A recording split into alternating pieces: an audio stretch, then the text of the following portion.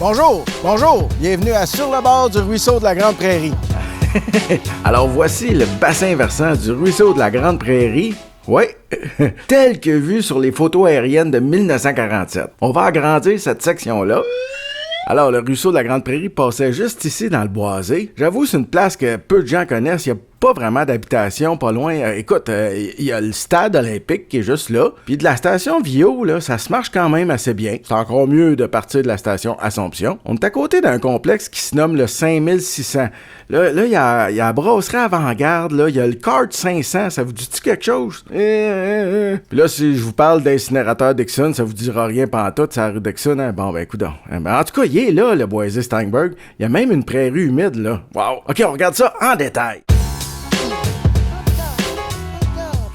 Maudit fou. Hey, c'est assez rare les photos aériennes comme ça de Montréal entre 1925 et 1935. On va en profiter. On voit très bien le ruisseau de la Grande Prairie couler ici, c'est superbe. On va agrandir cette section-là. Paf! Ouais, je sais, la photo est pas très belle, elle est quand même floue. C'est tout ce que j'ai. Le boisé Steinberg est ici. On est entouré de la rue Hochelaga puis des chemins de fer du CN. Il y a aussi la rue Dixon qui est ici. Wouh! J'avoue que le ruisseau est dur à percevoir, fait que je l'ai redessiné comme ça, hein, c'est quand même cute. Bon, qu'est-ce que ça a l'air en 1947? Oh, ça a changé pas mal. Qu'est-ce qu'on a de nouveau? Un entrepôt d'armement pour l'effort de guerre qui a servi pendant la Seconde Guerre mondiale. Puis on est en train de construire les fondations de Atlas Asbestos qui va être là. Alors vous le voyez, on est en train de canaliser le ruisseau sous le boisé Steinberg. D'ailleurs, juste ici, il y a un ponceau de 1908. Les restants du ruisseau passent encore de nos jours sous la voie ferrée, pas loin de l'incinérateur Dixon. J'ai d'ailleurs déjà visité la place avec Daniel Garon. Le ruisseau de la Grande Prairie coule encore à travers les cochonneries, mais vraiment pas beaucoup, là. On va même écouter crier dans les canalisations. Écoutez ça, OK? Hey oh! C'est de la belle écho, ça? Ça va loin en... C'est très, très profond.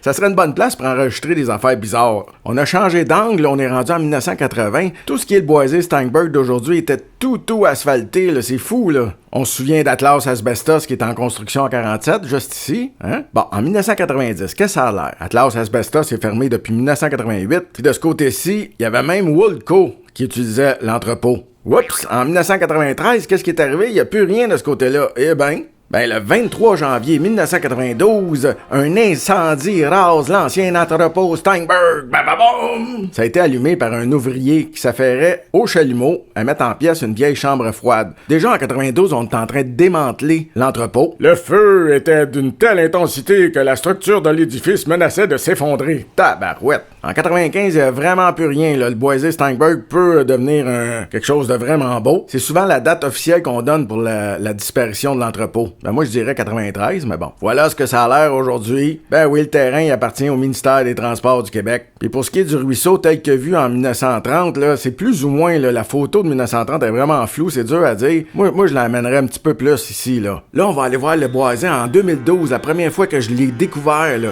Dans ce temps-là, je faisais des vidéos bizarres avec des voix de canard. On écoute ça. Hein? Là, vous êtes pas loin de l'Assomption qui est là-bas, là. Attends, là, attends, je vais vous situer. Tu sais qu'il y a la traque de chemin de fer. Tu vois, là, il y a le stade qui est là. Là, ça te tenterait, toi, mettons, d'aller sur la rue Notre-Dame. Mais c'est là, faut que tu rentres. Je sais pas c'était qui le terrain, mais c'est là pour rentrer. À côté des 2,20-10. OK? Oh, la beau soleil. Oh, les belles couleurs. C'est beau. Je capote. OK, on rentre. Go! Vous pouvez pas vous tromper. Il y a un gros smooch de ciment juste en avant de la porte. Ou en arrière, c'est ça là, la place que t'es. OK. À un moment donné, tu te trouves une place que quelqu'un il voulait te construire une cabane, mais là, ça l'a comme foiré. Puis là, à un moment donné, tu te retrouves sur les tracts d'un chemin de fer du CN.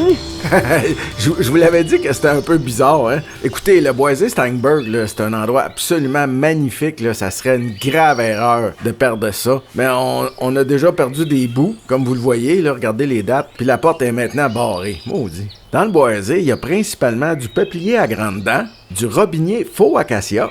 Regardez les fruits. De l'orme d'Amérique, du peuplier deltoïde, c'est logique.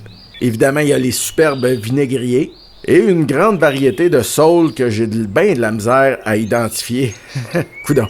Puis au printemps, là, c'est vraiment superbe, là. Il y a une grande prairie humide, là, regardez ça, là, c'est parfait pour les bernaches. Puis la prairie humide est répertoriée par Canard Illimité et le ministère de l'Environnement et lutte contre les changements climatiques. Regarde donc. Hey, là, qu'est-ce que vous voulez de plus, là? C'est vraiment superbe comme endroit, faut garder ça. Bon, tiens, d'autres bons arguments pour le sauver, ce boisé-là. J'ai un beau rapport commandé par la Fondation David Suzuki. C'est pas n'importe qui. C'est une carte qui nous montre les priorités de conservation pour le scénario biodiversité et fraîcheur. Ça veut dire que les changements climatiques là, qui continuent à faire frais dans nos villes, puis qu'on conserve la flore puis la faune, tu sais. Que là, si on regarde la carte que je vous ai montrée tantôt avec les beaux noms de boisés, puis que j'applique par-dessus la carte qui vient du rapport de David Suzuki, regardez là, haute priorité de protection, c'est quoi? Ben, le parc Maisonneuve, évidemment, puis le jardin botanique. Mais qu'est-ce qu'on a d'autre? Regardez comme il faut le boisé Steinberg. C'est à haute priorité de protection. La même chose là, pour les boisés autour, boisé du métro Assomption un peu moins, mais il y a quand même des belles taches vertes. Puis même en bas ici, le boisé du ruisseau Mawson. Fait que tout ça est essentiel à notre survie, l'humanité. C'est pas compliqué. Puis je vais conclure avec ce que j'ai dit sur Internet récemment. Je liderai rien. Je vais constater avec vous, je peux aider un peu. Mais j'ai commencé à travailler, là, puis oubliez ça, je lead rien cette fois-là. Je ne leaderai rien. Ça veut dire quoi, ça? Ça veut dire que je prends pas ma retraite, là, je suis encore là, mais c'est pas moi le point central de l'organisation. Je suis un très mauvais organisateur. Je pense que je nuis plus que d'autres choses, mais je connais super bien tous ces boisés-là. C'est malade. Fait que maintenant, c'est à votre tour. C'est à votre tour! Je vous remercie infiniment, puis à la prochaine. Bye bye!